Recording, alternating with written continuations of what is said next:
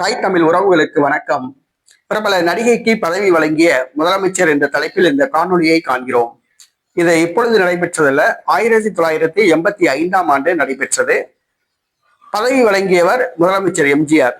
1985ஆம் ஆண்டு அமெரிக்காவில் சிகிச்சை பெற்று வந்த பின்பு முதலமைச்சர் எம்ஜிஆர் அவர்கள் தன்னுடைய வாழ்நாளின் கடைசி கட்டத்தில் தனக்கு வேண்டியவர்களுக்கெல்லாம் பதவிகளை வாரி வழங்கினார்.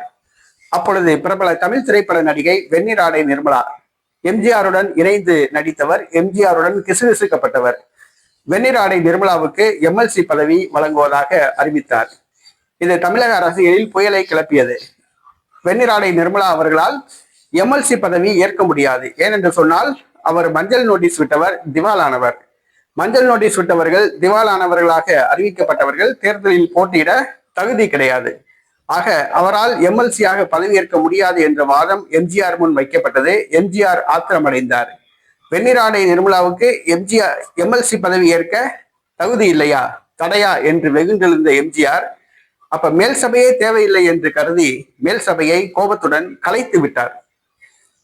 வெண்ணிராடை நிர்மலாவுக்காக மேல் சபையை கலைத்து விட்டார். 40 ஆண்டுகள் ஆகிவிட்டது, இன்னும் மேல் சபை அமைக்க முடியவில்லை. ஆக பிரபல நடிகைக்கு பதவி வழங்கிய முதலமைச்சர் யார் என்று சொன்னால் எம்ஜிஆர். அந்த நடிகை யார் என்று சொன்னால் வெண்ணிராடை நிர்மலா.